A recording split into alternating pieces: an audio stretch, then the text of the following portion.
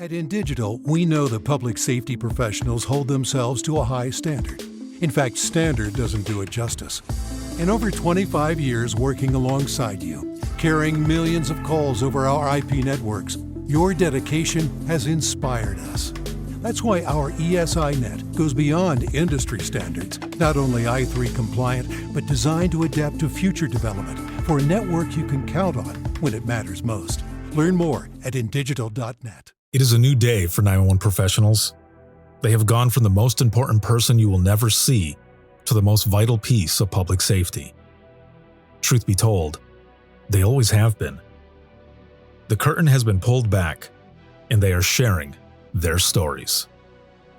Welcome to Imagine Listening. Your worst day is our everyday, by Ricardo Martinez II, and narrated by myself, Ricardo Martinez II, and distributed by Beacon Audio Books. Copyright 2023. That's right, everyone. Finally, I can let everyone know the rumors are true. Imagine Listening, Your Worst Day is Our Everyday is now available as an audiobook on Audible, and it's a long time coming. Very excited. Not a lot of authors get the opportunity to voice their own book, but I had the honor and privilege to do so. So thank you to Beacon Audio Books, as well as my publisher, Titled Town Publishing, for everything, but especially all of you for making the I Am 911 movement, as well as Imagine Listening, what it is today. I appreciate you all more than you know. So go ahead, head out, stream it, download it, however you consume your audiobooks. Imagine Listening is now available. If Within the Trenches has ever taught you something, open your eyes to what it is like to be a 911 dispatcher, or has inspired you to become one, then help support us and join our Patreon. Get exclusive bonus content, one-of-a-kind swag, discounts on merchandise, ad-free early access to new episodes, and much more. To join, please visit patreon.com/WTT podcast. And if you're an industry partner, we have something for you as well. And now, for the show. This is Jordan, and you're listening to the Code 7 Podcast Network.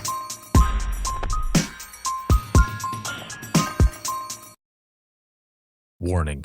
This episode contains the 3 A's of podcasting: adult content, adult language, and awesomeness. You've been warned.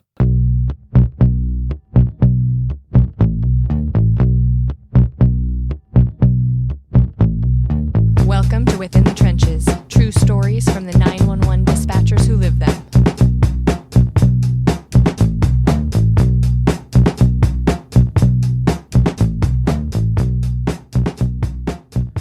Hey, what's going on? This is Ricardo with the Code 7 Podcast Network, and this is Within the Trenches, true stories from the 911 dispatchers who live them. This episode is sponsored by InDigital, a leader in next-gen core services, and a big shout-out, as always, to subscribers of the podcast, whether you are on Circle, Patreon, or Facebook. Thank you for everything, but especially all of you who are here watching, listening, supporting, and sharing.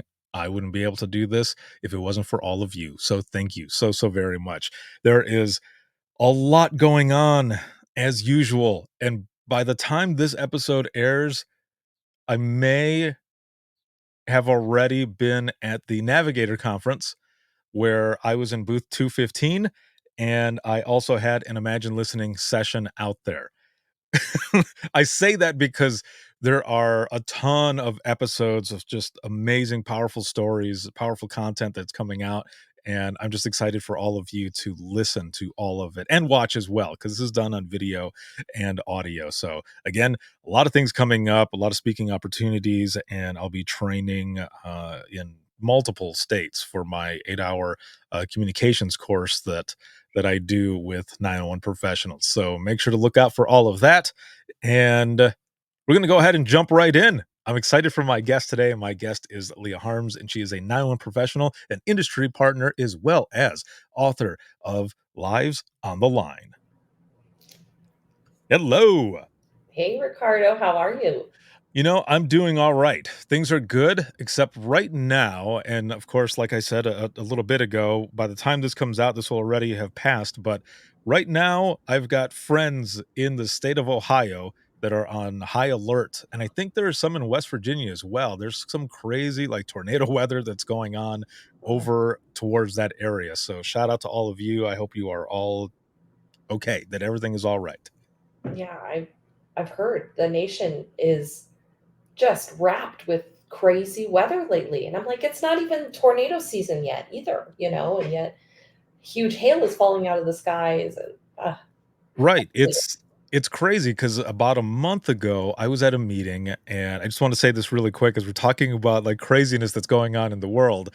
I was out at a meeting with a bunch of directors. It was, Indiana's, NINA and APCO, chapters that I was out there with, and I was visiting friends, but I was there for some of the talks that they were giving as well, and one of them was from emergency management, and they were talking about the eclipse and how there are so many places that are getting prepared for all kinds of craziness that is possibly going to happen. And by the time this comes out, the eclipse will have already passed. Hopefully, everything is okay. But there's a lot of states that are really, really preparing for.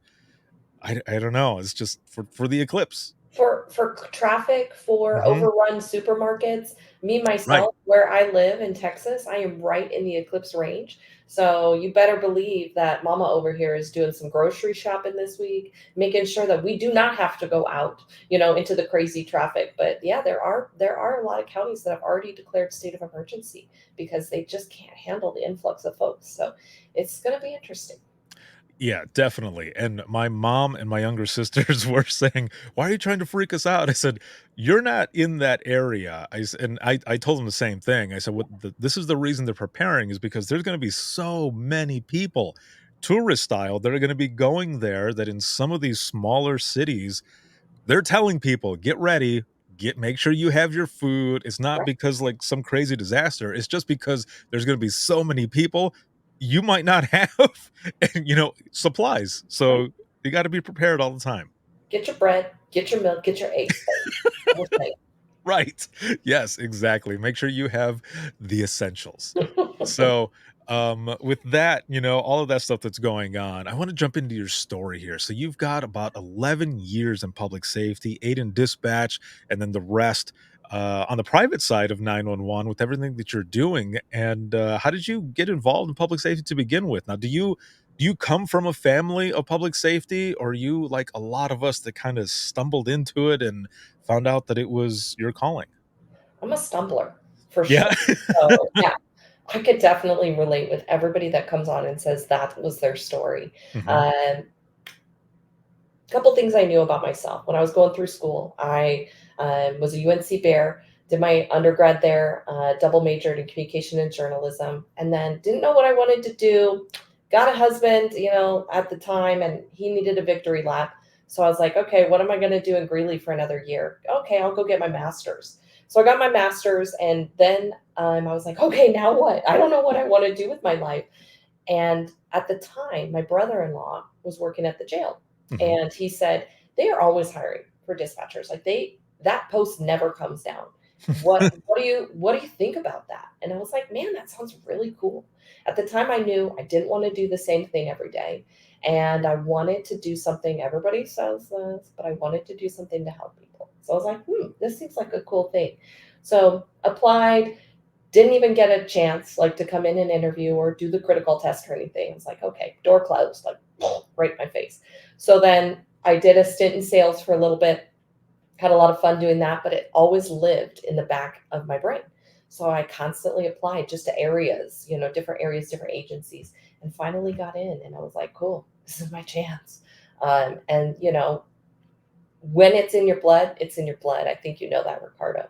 And it's in my blood. So even if I'm not sitting behind the hot seat, with my headset on, answering those calls every day, living, breathing the PSAP, it's still within me. I bleed 911. So I just listening to you, I kind of feel like we're the same in the sense that what if and potential for regret will eat at you. And I'm the same way. I would have been the same exact way if I hadn't tried again or more, if it was something, that I really felt inside me that I wanted to try to do, um, it would have eaten me up, and I would be thinking about it, years later, and I'm the type of person who I don't wanna be that elderly person years from now staring up into the sky thinking, "Man, what if? What if I would have done that?" And, like, now there's not a lot of time, you know? I wanna be that elderly person years from now looking up at the sky smiling thinking, "I did that shit." Like, "I Yep, did it," and I'm better for it, There's so many things, so, like you stuck with it. I'm glad you did because you ended up doing it for 8 years. So, you end up getting in there. Now, did you get a chance to do a sit along during that last time as you were getting hired in? absolutely. So when I got hired, I did a sit along, and that was a magical experience. And to this day, I'm still best friends with the girl I did a sit along with. Um, it was so magical seeing everything happen. I wish how people say, like, oh, I wish I could go back and read that book again from the Mhm. first time. Like, I almost wish I could go back and do that sit along again for the first time with all that I know now, or just to experience the magic of dispatch as it is, because it is such a fabulous and a wonderful orchestra of everything that's going on. The phone, the CAD, the mapping, the radio, the multifunctional dexterity. Watching it is truly watching a work of art. And I think everybody in our hot seat can really relate to that in a way and also go, no way. But at the end of the day, it's really important to know that 2 to 4% of Americans can only do this job. 2 to 4%. So I hope that gave everybody goosebumps too, because Yeah. if you're listening to this, or you're in that hot seat, or you're not in that hot seat, I hope you have a damn good appreciation for the people that do it every day, because it's a hard job, and 2 to 4% of people can only do it. So Man, I feel honored and blessed to be part of this thin gold line because right in there in that 2 to 4%, and I love the way you describe it as well, because immediately when you start talking about it, I think about when I first walked into the first police department that I worked in, and then later on moving back home to Southwest Michigan, walking into that central dispatch. The way you describe it, the only way that I can put it out there in my head, all I could think was the original Willy Wonka. And, when you're walking into when he opens up that door, excuse me, into the factory and you can hear the music playing, "Come with me and you'll see," and you'll be in a world of, pure of imagination. imagination. Oh, Yeah. yeah, absolutely, absolutely. You put that headset on and you start floating to the ceiling, I mean just kidding, kids, that's not how it works, I know, but right? Yeah, no, there's a lot more to it, but but it can yeah, feel that way, you just like you were saying, just kind of in awe of everything that's there. You've got all of these different monitors, you're listening to so many different things, so mhm. you thinking about when you walked in there, was it overwhelming at all? Like, was there anything that you saw that was maybe a Oh, surprise to you, or oh, was it I pretty much how was you expected? I was scared shitless, Ricardo, like, I'm not kidding. I looked at the magnitude of everything that was happening and I said, "Holy crap, there's no way I can do this." You almost think like, "What did I get myself into?" Um, but back to your original point too, Ricardo, I'm one of those people that I will not back down. I Mhm. will not back down from a challenge. Never once have I backed down. I I almost in my head as I'm thinking, I don't think I can do this. It's like, well, you're gonna do it. And you can do it. And remember when you told your mom 2 weeks ago that you were gonna do this and she said, no way, you cry in commercials. There's no way you could do that. And I just was like, I'm gonna do it. I double down. I don't know if you're like that too, Ricardo, but I am. once somebody tells me, somebody close to me is like, "There's no way you can do that." Oh, it's a double down for me. I'm like, "Okay, I see you and I raise you. I'm gonna do it." So, while it was a scary moment, it was also like a challenge accepted. I love that, and you're right, I am exactly the same. Yeah, I had when I first started doing everything that I do, people, were telling me in the beginning, like, "No one's gonna listen to you. Your voice isn't that great. They're not gonna wanna listen to these stories and all this other stuff," and I thought, "You know what? This is all very important, and I believe in it, and it's also therapeutic for me to talk about this, and if it's therapeutic to me, it might be therapeutic to others as well to share their stories. I will show you." And I've been doing this for over 10 years now, so And, you know, I'm Ricardo, right I there might with you. even the times that I've listened, I said, "Oh, he has the best voice." So Oh, well, thank you. don't listen to them. You tell them, "Mwah, Right. out with you." I appreciate that, thank you. Well, So you end up getting in there, and how long did the training last? And when you started the training, I guess, what were some of the things that were, I'll just use the same word, kind of overwhelming in a sense? Because for me, a lot of I mean, a lot of the times you start out with geography, and if you know the area already, I mean, a lot of it is good, but and I say this all the time, but it's true every single time, there'll be parts of the area that you work where people who have been there long enough, and I'm just making this name up, but they'll know Bob's Road. And yeah, they'll say, "It's over on Bob's Road, you know?" And we're like, "No, I don't." And then you end up doing a geography ride where you go out there to see what mhm, they're talking about. So yeah. for you, when you were first starting out and all, before you started taking calls, what were some of the pieces that were just kind of I don't overwhelming at times? Absolutely, all of it for 500 Bob, Yeah, all of okay? it. I like All that. of it. D, all of the above.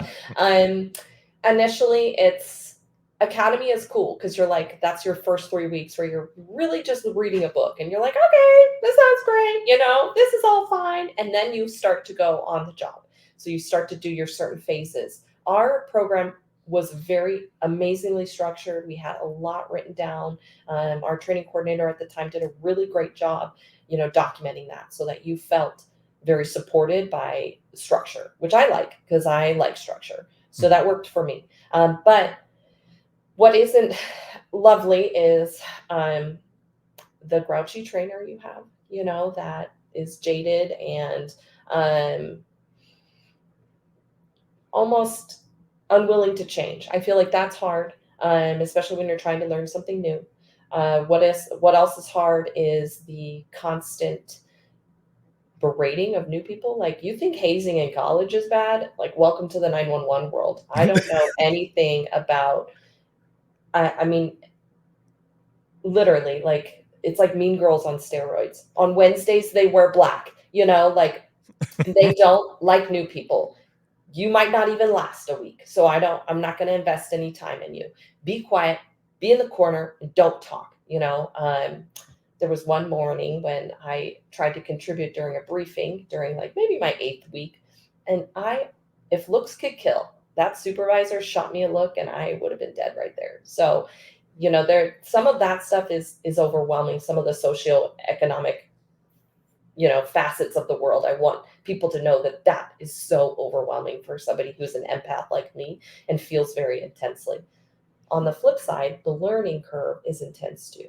I Mhm. was very blessed to be in an area where I was familiar with most of the roads. I'd grown up there. So while it wasn't my hometown, it was like pretty north of. So I was familiar with some of the major streets. However, the county I dispatched for was very varied. It wasn't just a, city streets, 12 by 12 block, radius. It was, hey, man, this is the third largest county in Colorado. Welcome. You're going to have rural area where Bob's Road exists, but then you're also going to have, tiny little pockets where we're fighting over 4 lanes of traffic. One's this, and one's this. And if you're in this turning lane, then so those kind of things I don't think people understand. And I will tell you the geography was really tough too. Even being familiar with the area, trying to figure out 100 blocks for the first time. I'm blonde, Ricardo, so like there are challenges that come with that, but everybody else was lost too. And I think it was week 5 that me and another trainee looked at each other and we go, "Oh, I get it. I get what 100 block does." Um, so yeah, it's hard, but things, we don't necessarily think about. Oh, and then let's turn on, 18 different screens, 5 different mouses, and a foot pedal and a bunch of stuff that we have no idea what we're doing. And you got to learn all these commands to do something in this particular program. Oh, and you're going to be talking to people that are like dying all the time. So, minor things, really, Ricardo. Right. Yeah. Yeah. Yeah. The explanation or the description rather that you just gave of the amount of monitors and mice and keyboard and all of that, someone picturing trying to move it around, it's almost like learning stick shift for the first Yes. time. Mhm. And for those who've never driven a stick shift, well, if you ever do, then you'll get an idea. But it's trying to, and the reason I say learning how to drive a stick shift too is because the way you do it, everything has to be in sync, and you have to, even if the slightest timing is off, you end up stalling out, Mhm. and it can be similar to that when you're training, when you're trying to get everything to sync, when you're trying to get dialed in, as I call it. And there's so many different factors and variables that come into this position, but as we've been talking as well, it's very rewarding as well. There's a lot of bad that is in 911, yes, but there are rewarding moments, and it's those moments that bring you back to the reason why you basically started to begin with. And sometimes you might not know why you were starting to begin with there, and you'll take a call or something that ends up solidifying the fact that you are in the right spot. So with that being said, for you, you've gone through your training and such, was there any moments early on that kind of happened where you realized I'm in the right spot, this is where I'm supposed to be? It's a great question. I think my training was 6 months. So that's Hmm. how my department did it. And it was 6 months straight. So you had a phase for phones, and it was trying to build blocks. So, like, thinking Legos here. So, your phase for phone learning, and then you moved on to the secondary radio where you learned how to do clearances and talk with deputies and get their requests. And Hmm. then, if you pass through that, you moved on to primary, which was you were dispatching the calls, you're making the critical thinking decisions, things like that. So, in the 6 months of training, I really don't remember much other than holy shit, I'm getting through it. There wasn't there wasn't a whole lot of time to validate or do even a double check, a gut check of like, am I in the right spot? I don't know. I'm one of those people that I just grit and bear it and I get through Hmm. it. So in that 6 months, I would tell you that there wasn't any sort of validating, like, okay, cool, like you got this, you could do it. But a couple weeks after, I think I finished training in October. Hmm. Um, October, early November. December 12th was the Arapahoe High School shooting, and it was my team on, and I was on phones. Thank God, because I don't even think I could have kept up with any radio traffic that day. Um, but as you're sitting there taking that call and that other call and the next call, because your call queue is full, and people are screaming, and there's a lot of stuff going on with an active shooter scenario, you think to yourself, holy crap, this is happening. Holy crap, I don't necessarily have the training. Like, where was active shooter training? What page of the training manual was that? What day was we covered that? It wasn't. It wasn't covered. That didn't Right. happen. Did I make it through it? Hell yeah. Did I triage those calls like a boss? Hell yeah, I did. And I think at the end of the day, that was really validating. A couple months later, when we did our after action with the entire shift and the entire team, they were listening to calls, and there are validation things that you have to do with every single phone call. You have to validate the phone number. You have to validate the address. In certain circumstances, like an active shooter, sometimes those things don't happen because you're just going so quickly, you need the information. But we listened to like 6 of my calls, and it was like, so you're calling from, and you're at this address. Okay, and so you're calling from, I know, you're calling from, and you're at this address. And 4 supervisors looked at me, and they just said, holy shit, good job, Leah. Like, you did the job. Not only were you getting the information, but you were hitting all the validations that we needed. They were like, "Oh my gosh." And I felt in that moment like, "Yes, I can do this. I had training, but not specific active shooter training, Right. and my instincts kicked in, and they were good instincts. So that was validating for me, and like, okay, you can do this.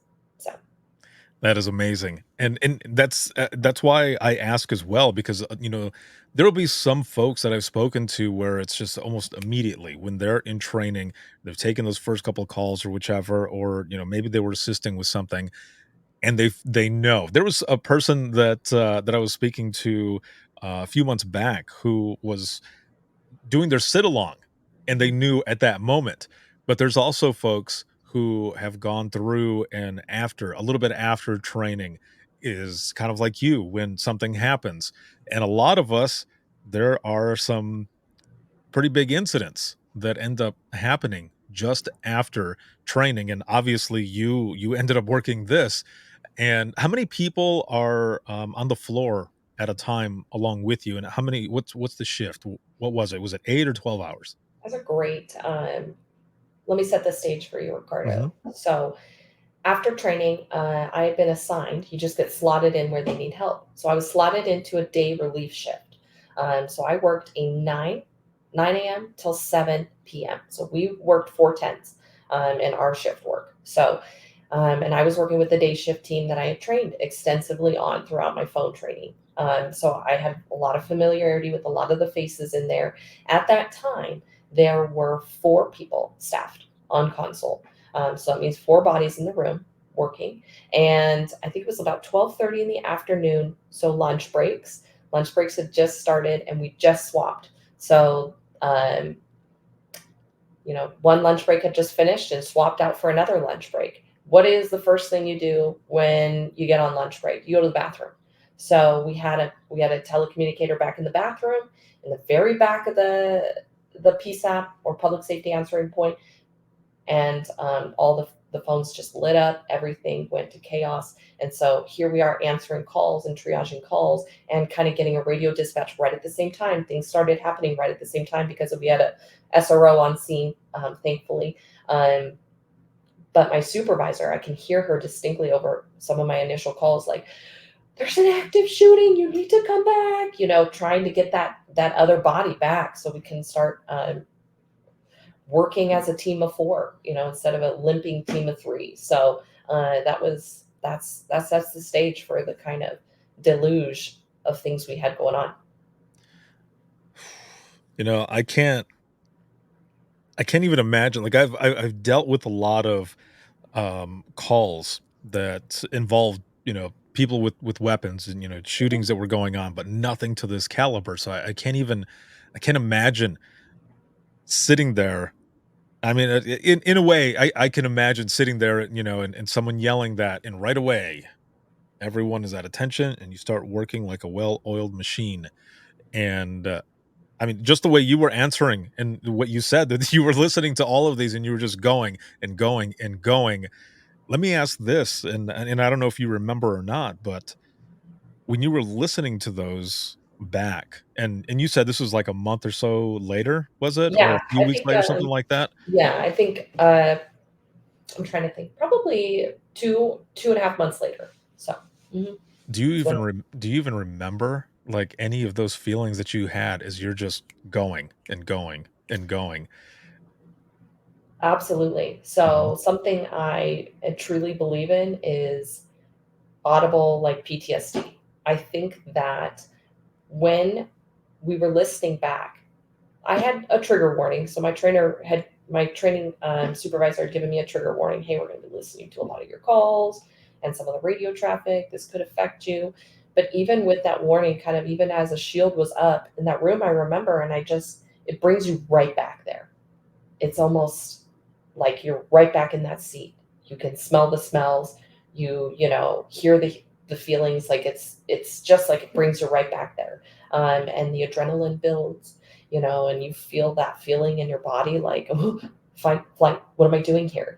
So I truly believe that there were those effects, even recalling that. So, and that was, I think, the first time I had experienced PTSD as a 911 dispatcher. So. And you just gave me goosebumps.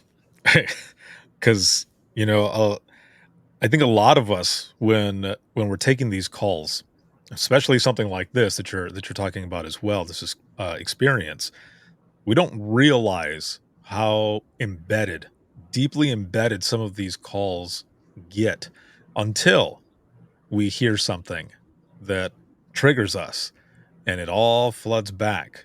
And it's those moments where you realize, wow, like that really did do something to me that it's coming back because I feel you. Like I used to, and I still love this specific show that I'm going to mention right now.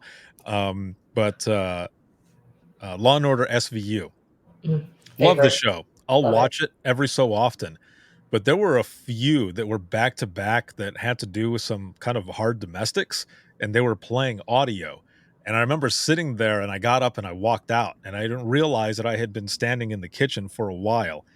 And then I realized those sounded exactly like some of the harder ones that I remember taking, but Mhm. some of them were buried so deep that I hadn't remembered them until I listened to that traffic. So I don't watch the show as much Yeah, anymore, yeah. but for good reason. Like it's a Mhm. good show, but there are a few things that have popped up where I'm like, I just, some of those they came back and I didn't even know that they were there. So what I ended up doing was just typing them out and writing them because it was therapeutic. So that's how I end up doing that. Now, going back to this, to this whole incident and everything, you mentioned that later on, the after action and everything else, was there an immediate debriefing that Yes, that you all were a part of? Oh, good. That's yes. good because in some centers, even now, in a lot of places, dispatch is still not in the debriefings, which really sucks because It's unacceptable. It's right. absolutely unacceptable, for that practice to continue, and that needs to change, um, advocate for that. I'm an advocate for that because of this incident. I Mhm. think it's so important for them to get in and hear. There was an initial debrief afterwards, which was a large debrief for everybody in our agency that had been involved. Crime scene, first responders, evidence techs, like whoever, come on in. So that was very helpful. Um, and it helps a dispatcher understand and put the pieces together because that's kind of how they frame the debrief is they walked us through the incident step by step. And I think that that's so powerful for a dispatcher for us only to have that audible understanding of the start of the incident, but then also be making the phone calls that, the coroner, the crime scene, like we get to see the entire incident unfold, but we don't see it. It's only through, our headsets and our phones. So for me to sit and listen to other parts and other experiences helps fill in the gaps for me. So that was really powerful. And then my center went above and beyond and got us a dispatch only debrief where it was every single person that was only in that room. So just the core four and a psychiatrist. And that was really helpful as well and a little bit more intimate and personal. Um, and I was among the other folks in the room and they had 20, 30 plus experience in dispatch. And I've never seen any one of them be overly emotional. And we went through a whole box of tissues, just the four of us. So Wow. it was powerful and way more helpful on a more kind of intimate level for us. So I love that. I love that happened because like I said already, a lot of places they dispatch isn't involved in that, and that really sucks. But the fact that all of you that you had that support as well, but also what came out of this too, listening to yourself and having those folks tell you how good you did. I mean, there's so much here to unpack. The fact that you all had your own dispatch debriefing, which is awesome. You were validated in the fact that, you know what, I can do this shit. Like this yeah, was I did this. And there's just I can't say enough that I how know. how good this is. But the fact that you also had that gift of closure. Because as 911 professionals, we don't always get that. And you move on to the next one and then you wonder. But there are those moments again where you get that gift of closure, and it helps. Especially the fact that the way you put it, they walked you through each step. They filled in those gaps where beyond that, or before that rather, all you had is what you were creating in your brain. And sometimes, and what people, those in the general public who listen to this show as well, or even others that are out in the field, they don't understand is that sometimes what we piece in our head is way worse than what is actually going on. Now, with the situation, it is probably pretty much the same, but in other situations, that's what we're doing. We're putting these, puzzle pieces together. Sometimes it's right on, sometimes it's way worse, but when we get that gift of closure, damn, that helps that much more. It so does, and I think that there's something to be said about how that affects you in later too. I think you can look back, and if you're a current dispatcher now or you have previously dispatched, like if you look back and think through all the calls that you didn't get closure on, like I feel like that starts, it's almost like a body count, hiding in your closet, because it's like, who knows the next time you're going to be like, oh, that file just came out in my brain. Like, why am I thinking about that? There Right. is and same on the same side with like PTSD, again, a body count of like, ooh, when's that going to creep out and, boo scare me, when I'm coming around a corner, or, if I'm taking the dog for a walk and I hear a firework, like what kind of things is going to trigger. So I think it's interesting as a dispatcher to think about those two things: lack of closure, and also, exposure to incidents that could cause PTSD, because that's stuff that is just now starting to be researched for folks that have that auditory effect versus just a visual effect like normal first responders. So, yeah, so things to think about, things to be aware of, that hasn't been talked about before. So, Yeah, for sure. And there's what I love though is that there's so many more resources out there now, where before it wasn't really out there. People were not really talking about it. So I'm so happy that a lot of that has changed. Now you go through this, you're a little bit out of training and everything. You've got this validation and stuff, and you continue on your public safety journey. So how long do you think you felt like before you were dialed in? And the reason I ask is because for myself, I would say it was about 2.5 years. Of course, I knew the policies and procedures, you know what you're doing, you've got that confidence and stuff, but there's a moment, there's a point where you feel like you're truly dialed in to a lot of it. I kind of feel like the sweet spot for a lot of us is about 2.5, sometimes 2.5 to 3, but it's that 2 to 2.5 years where you hit that dialed in spot. absolutely. And I'd say mine was like 18 months to 2 years, right there. Mhm. Because I think at that point, it was when I started accepting the job of CTO. I'd gone to my training person and said, hey, when can I get a trainee? I like training. And she kind of looked at me and was like, who are you? We're mandating trainers around here. You want to volunteer? And I should have sang her like the Katniss song. Yeah, I volunteer for you. Um, but I think that is what started solidifying some of those knowledge points. Mhm. Because when you have to know your stuff good enough to teach somebody else how to do it, that's when it really starts to cement the learning within your own sphere. So I'd say right around 18 months to 2 years is when it's like, okay, cool, like I kind of got this. We came a far cry from, I remember that first day on phone training, like probably 4 weeks in, where my trainer was like, okay, it's a Saturday morning, day shift. It's time to take 911 calls. And I looked at her like, I don't want to. I don't want to. And she's like, you're going to do it. The next one that comes in, you're going to do it. And I was like, so you hear that 911 call come in, and everybody on the floor heard her, and they're just like looking at me like, you going to answer that? You going to get it? And I think it was like, trill, trill, trill, trill, trill, trill. And my trainer's like, do it.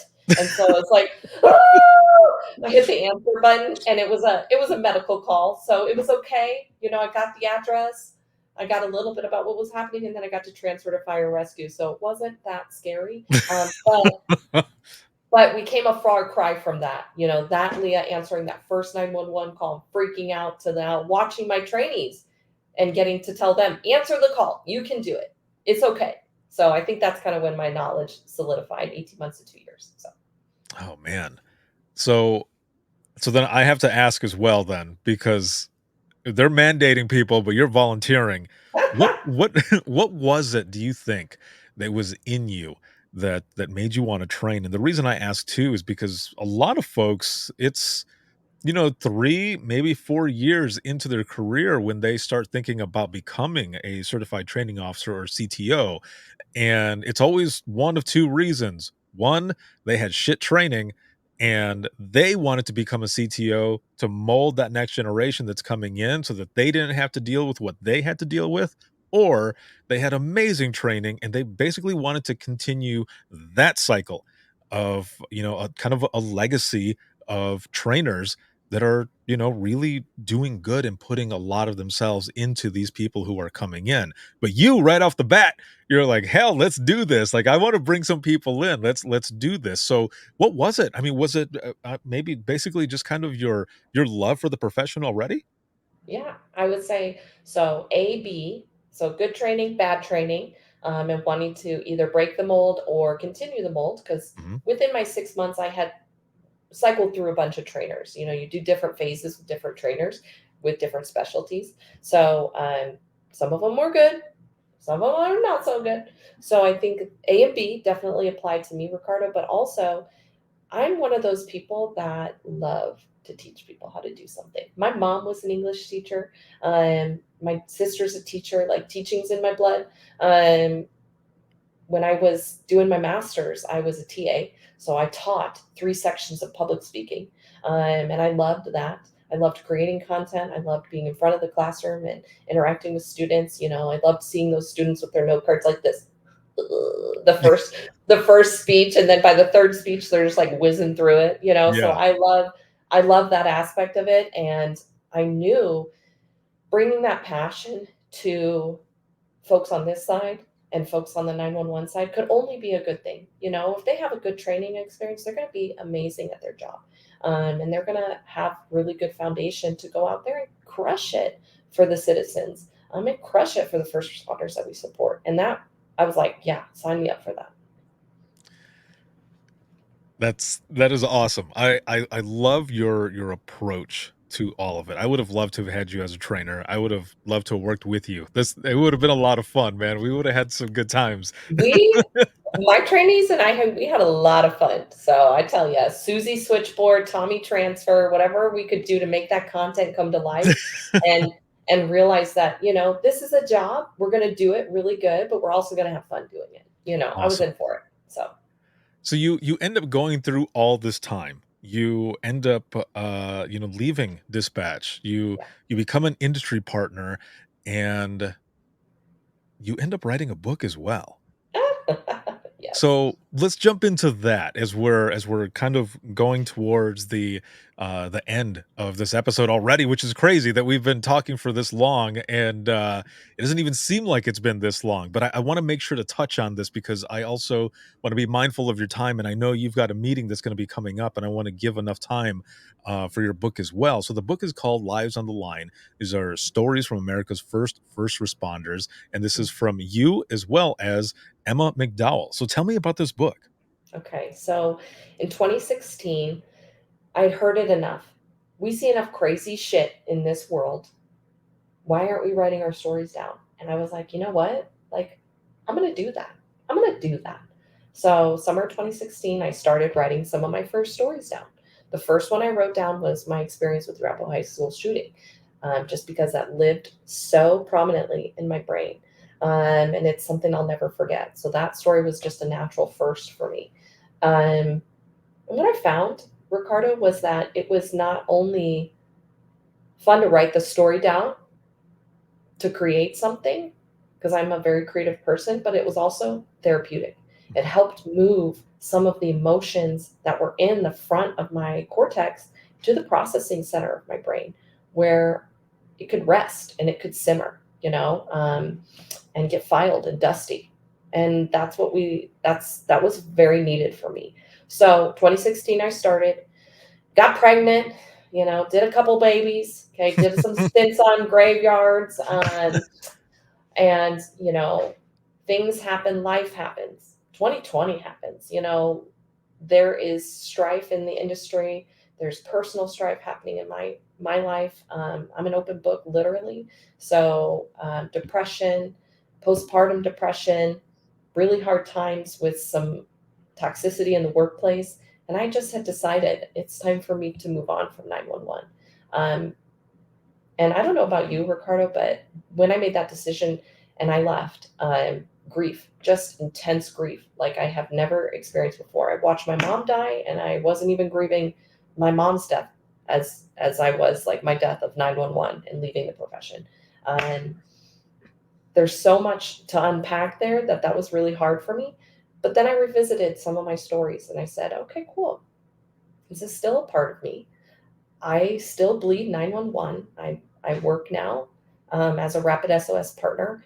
So I'm affecting change that way. But revisiting the book, I was like, how can I build on sharing my stories, helping process myself, but also the mission of bringing awareness to what 911 professionals do every day, and really targeting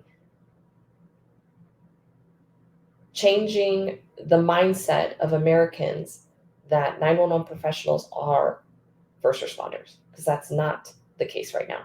So that really propelled me, as well as the time that I had now, not working graveyards and getting only 4 hours of sleep and being sleep deprived the entire time. I was kind of like, okay, cool, let's do this. Let's write this damn thing. So pretty soon I had it written down and professionally edited, and here we are.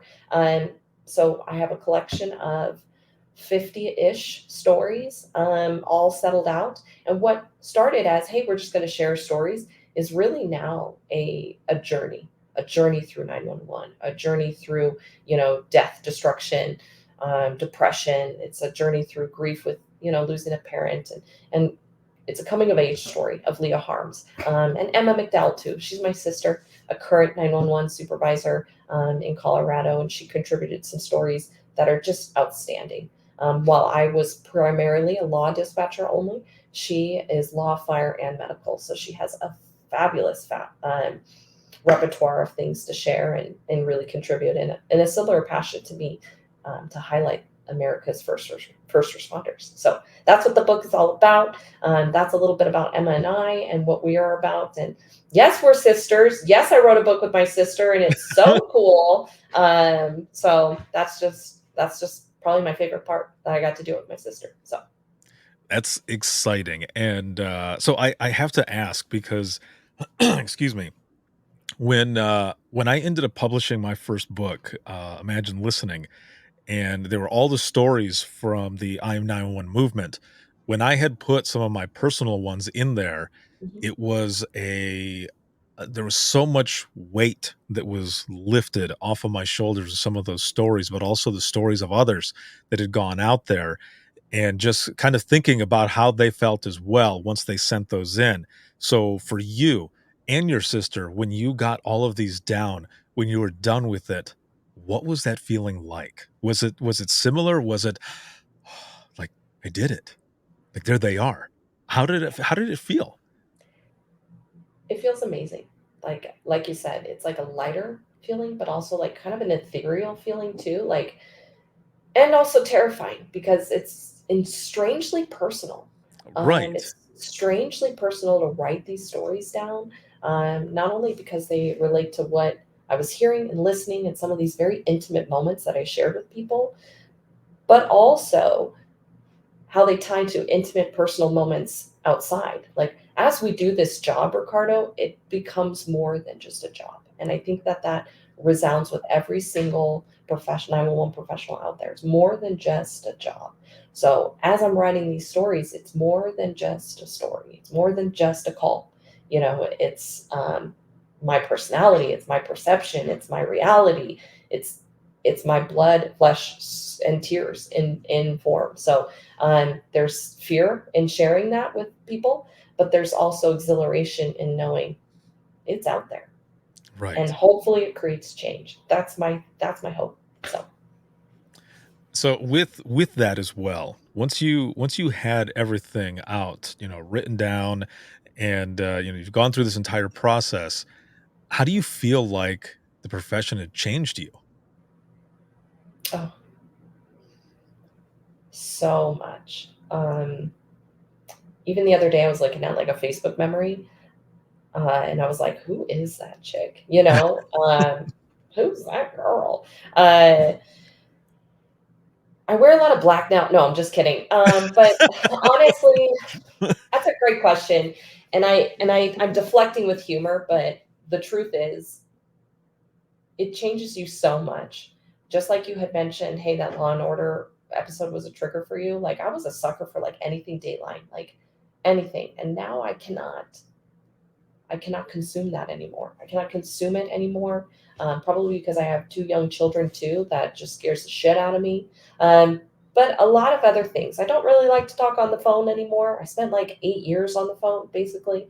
So that's just not my jam. But there are other things too, like things that the way you think, the way you feel, the way you process things. I think there's so much different. I look back at the naive, and I talk about this too in the book. Like I look back at the naive dink, dual income, no kids, little girl that started that job, and I look back at me now, and it's like, whoa,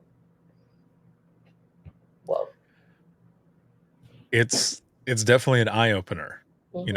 I have kids as well, and they'll be playing around doing certain things, and I'll tell them almost immediately, like, "Have fun, but please be careful." Yep. And they go, "We are." I'm like, "Okay, Are yeah, you? I'm sure you are, but anything can happen." And they go, Right. we know, your time in dispatch." I'm like, "Yeah, Yeah. it's Yeah. it's valid. I'm not just saying shit to Yeah. say shit. Like, I don't want you to get hurt. I know so many different scenarios, of things that have happened, and in some cases they're like, "Oh, we're happy that you went through that because you helped us with this or whichever." But other times, I'm sure they're like, just let Dad, us. Right? Yeah. Dad, let me climb this tree. Dad, Right. it's like, Yes. okay, but I've seen 18 different ways of you dying here. So, let's Right. just not. Thanks. Yes. So, as we go into the wrap up of this episode, which has been awesome to have you on here. This has been excellent. I could have talked to you for hours.